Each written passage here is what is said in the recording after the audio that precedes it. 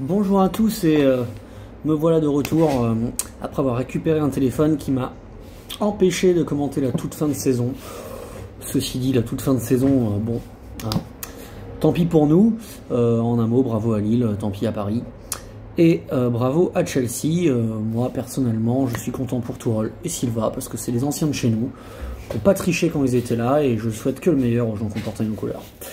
Voilà, l'Euro approche, l'Euro arrive et donc, du coup on va le débriefer aussi parce que c'est excitant l'Euro. En plus on a une très belle équipe de France, une des plus belles sur le papier. C'est pas toujours bon signe d'avoir une équipe très favorite. C'était le cas en 2002 et ça a été un fiasco, mais on était un peu en fin de cycle. Là on se rapproche plus du scénario 2000 où on est très favori aussi avec une équipe mature. C'est un statut qu'il faut assumer parce que les favoris de l'Euro, c'est nous. C'est nous, indiscutablement, les Français.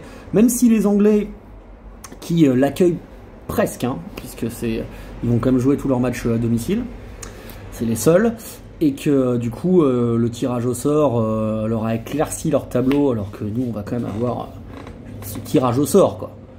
Allemagne, France, Portugal, Hongrie, soit quand même les deux derniers champions du monde et le champion d'Europe en titre.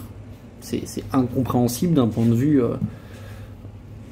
groupe A, groupe B, groupe C, enfin je veux dire chapeau quoi, c'est n'importe quoi. Ça sent le coup de Trafalgar britannique qui a essayé de s'ouvrir les portes. Mais on est là pour essayer de vous en empêcher les Anglais, parce qu'on vous déteste. Voilà. Donc sur le match d'hier, bon, hein, la Bulgarie n'a pas de génération. Donc ils ont joué comme ils ont pu, ils ont essayé de sortir une fois ou deux. Ce qu'on a vu, c'est une équipe de France monstrueuse à la récupération. Certes face à une équipe faible, mais je veux dire, moi qui vois le PSG très régulièrement, ça nous arrive de jouer contre des faibles et d'être beaucoup moins attentif à la récupération. Là, que ça soit Kanté, Pogba et Pavard notamment, les mecs respiraient pas, enfin je veux dire voilà, on avait clairement dans l'attitude une envie de montrer qu'on montait en puissance, qu'on se préparait, on avait de la détermination. Ça c'est à mettre sur le compte de Didier, qui nous a bien préparé les gars, et on a montré hier qu'on avait envie, voilà. Après dans le jeu, franchement, bon, j'ai entendu la radio, la télé, bon les gens étaient un peu contents. Moi j'ai pas trouvé qu'on avait été très bon dans le jeu, mais face à un bloc bas, c'est pas si facile, mais je veux dire bon, on se crée pas tant d'occasions que ça.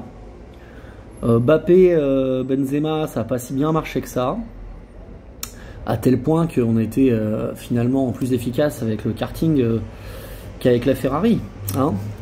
Voilà, qui est sans doute un joueur besogneux mais utile et complémentaire.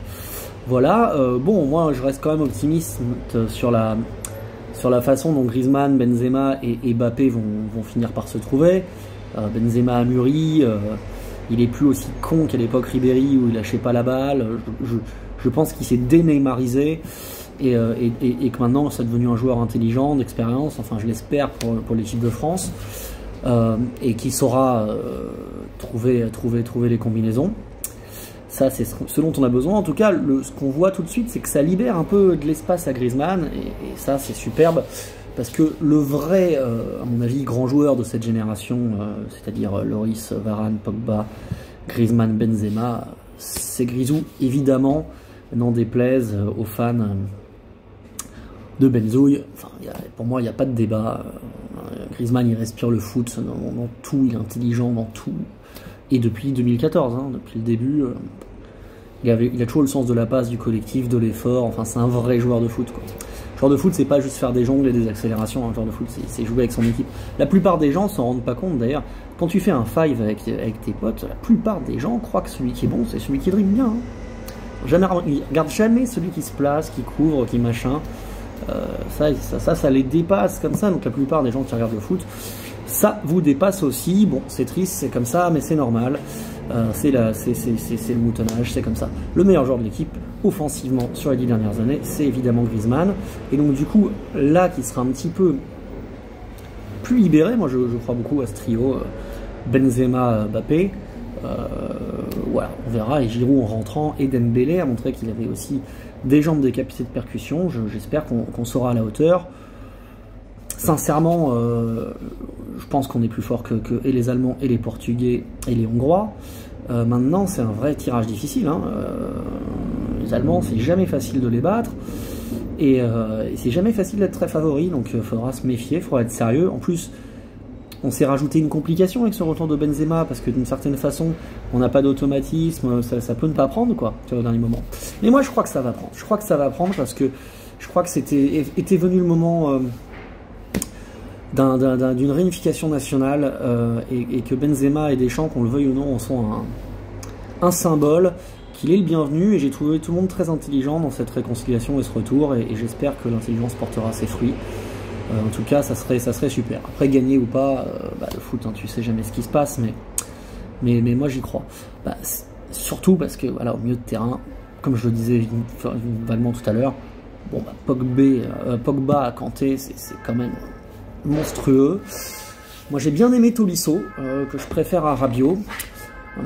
Voilà, je pense qu'il a un meilleur jeu long, je pense qu'il joue plus simple, je pense qu'il se prend moins pour un autre. Rabiot, c'est une duchesse, on la connaît par cœur, il est capable de fulgurance, hein, mais moi, j'ai jamais été un grand fan de ce joueur, à part quand il a débarqué à 19 ans. Je trouve qu'il manque d'envie de niaque, donc pour l'instant, je voterai plutôt Tolisso pour aider Pogba, Kanté, qui sont évidemment les titulaires. Hernandez, très bon sur son côté, comme d'habitude. La charnière Varane-Kimpembe, bon, c'est un des points faibles, parce que on sait que Varane n'est pas non plus cet immense patron qu'on a cru entrevoir à la Coupe du Monde 2018. Que Kimpembe est un chien fou puissant et costaud, mais pour le voir suffisamment jouer, je connais bien ses faiblesses aussi, de relance, de saute de concentration, tout ça, donc c'est un de nos points faibles. Est-ce que Lloris marchera sur l'eau comme la dernière fois? On n'en sait rien. En tout cas, à une semaine du début de la compétition, on est enthousiaste, on y croit, et ça s'annonce un Euro super intéressant. Dans les outsiders, voilà, bon, France-Angleterre, c'est les deux gros favoris. Dans les outsiders, attention au retour de l'équipe d'Italie. Attention au retour de l'équipe d'Italie. Moi, je crois qu'ils peuvent faire une demi. J'aurais pu dire ça des Hollandais, mais avec les absences de Van Dijk, de Beck et compagnie, je pense pas que ça soit pour eux. Les Espagnols et les Allemands m'ont l'air un peu plus faibles. Je crois pas aux Portugais. Je me trompe peut-être lamentablement, mais bon, je prends des risques, hein, je le dis avant. Je pense que Ronaldo est trop vieux cette fois et qu'il va plutôt pénaliser son équipe qu'autre chose. Et je vois pas qu'on aura le courage de le mettre sur le banc et de mettre Joao Félix. Donc je pense que non. Voilà, donc France-Angleterre, outsider Italie. Et après, dans les euros, pour le coup, il y a toujours une équipe surprise, parce que les gros s'éliminent entre eux, tu peux avoir un couloir qui s'ouvre. Donc je pense que le quatrième en demi-finale sera une équipe surprise. Laquelle? Là, à l'heure où on se parle, j'en sais rien.